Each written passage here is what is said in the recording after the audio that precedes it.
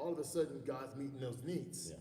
I got the job, I got the spouse, we had the baby, we got the healing, we Yeah. got the rent money, Yeah. but then I stopped. Yeah. Yeah. Yeah. Why? Because I've reduced my engagement to needs, Yeah. right? Yeah. Like I need to do this, let me pray, right? But what did Jesus do in that little Mark chapter 6? After the need was met, Was met. Yeah. he saw something greater, Yeah. fellowship. Yeah. It's kind of like, when you're young, a baby. The relationship between a baby and a mother is need-based. Yeah. Baby cries if its needs are not met, right? Security, food, love, I have needs. But there's a certain point when the child just likes, they come to their mom, and it's not so much need, but it's fellowship, connection. Yeah. We should grow to that. Yeah. Never, the whole point of a discipline, a spiritual discipline, whether it's engagement or abstinence, is to bring me closer to God. That's Okay. right. The passion. Yes. Yeah. So the work of God expresses God, Yeah. but the discipline brings me closer to God. Yeah. It's like you could end up being like the book of Judges. Israel has a need, God meets their need. Yeah. No more fellowship.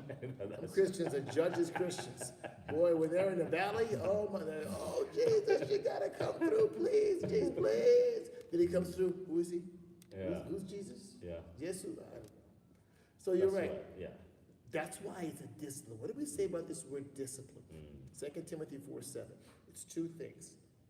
It's intentional, but it also requires that I pay attention, take heed. Intentional speaks of purpose, okay?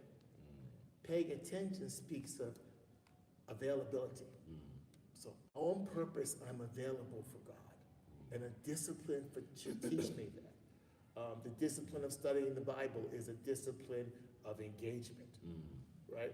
But here's the other one for pastors. Yeah. But if you only study the Bible when you preach, you're just as bad as the person who only prays when they have a need. So then when you're done preaching, you don't touch the Bible anymore. Same idea. We said it's a discipline of engagement, not satisfaction. Yeah. Right? Okay, my needs are met, but I've got to be careful. That's why I want to cultivate this. We're talking about growing with God. Yeah. Do you want to grow with God? Yeah. You don't grow with God accidentally. You don't grow with God by chance. There has to be a measure of discipline in your growth. That's why it says in Hebrews 10:25, don't forsake the assembling of yourselves. Key part of the verse, but do it the more as the day approaches. Why does the writer say do it the more? Yeah. To strengthen the discipline. It's like your prayer life should grow, your giving should grow, your church attendance should grow, your Bible study should grow. Your discipline should encourage in your lifestyle measures, and I call the disciplines triggers of intimacy. Yeah. Reminding me, okay, I want to be intentional in my relationship with God, Yeah. and I want to pay attention when I do. Yeah. When Jesus goes to pray, Yeah. he says this: feeding 5,000 was glorious, Yeah. but I want to talk to my Father. Would you like Luke? I think Luke 1:25. You have Elizabeth and has been praying for like 20 plus years. I think 25, and kind of like the work of God begins in her womb, and she hides for 5 months. But I'm thinking when she was hiding, she was like having that fellowship with God before that happened. But then you can see what happens with the child that was born, John the Baptist. And, it looks like when God does the work, and we can look at the work, but then we need not to lose the focus, keep looking at Him. Yes. And then looks like He does more with that. Yeah. The thing with God is this: what is happening in my life and what He's doing in my life is not more important than who I am Yeah. in His life. I am more important than any work that God does. It's mission field me. Yeah. Like we said in South Africa last week, the biggest influence on your ministry to people is your relationship with Jesus Christ. From your relationship with Jesus Christ is the capacity to minister to other people. Other people, yeah. If you say I have no ministry, then you're ignoring the ministry you have with Jesus Christ, where he ministers to you. But it's very easy to neglect prayer if I only see prayer as a petition.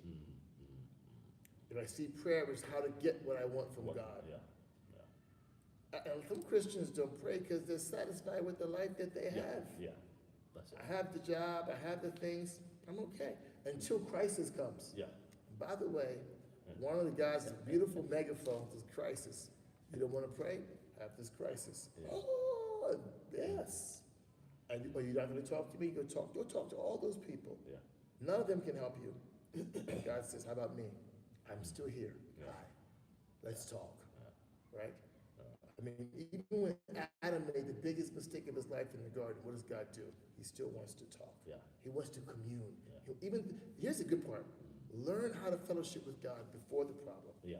in the problem, Yeah. and after the And problem. after the problem. Yeah. Before the That's miracle, it. in the miracle, Yeah. and after the miracle. Yeah. So what is the priority for Yeah. you? The priority is fellowship. Yeah, it's fellowship. Yeah. Because what are you going to do for the rest of eternity? Spoiler alert, when you go to heaven, there'll be no more prayer. There'll just be fellowship. Yeah. So this is practice for eternity. Prayer is a fulcrum that teaches you how you're going to spend the rest of eternity with God. Prayer. It doesn't require a lot of strength. It doesn't require vocabulary. It requires intention and paying attention. The discipline. The discipline, yeah. And I say it's a discipline because it's so easy. You know how easy it is to talk to people? Yeah. How hard it is to talk to God? And God is nicer than people. Yeah, that's the You thing. spend the worst people, you get so much of your words to the worst people Yeah. who aren't even listening to you anyway and don't like you anyway. But you talk to them for hours on WhatsApp. Yeah. Meanwhile, God's like, I love you, I'm here. No, God, I'll wait till the next crisis, then we'll talk. I'll catch you at the next problem. Yeah. Yeah. Wow. We learn. You know, it's one of the few spiritual skills you learn at a very young age. We teach our children to pray. But you know what?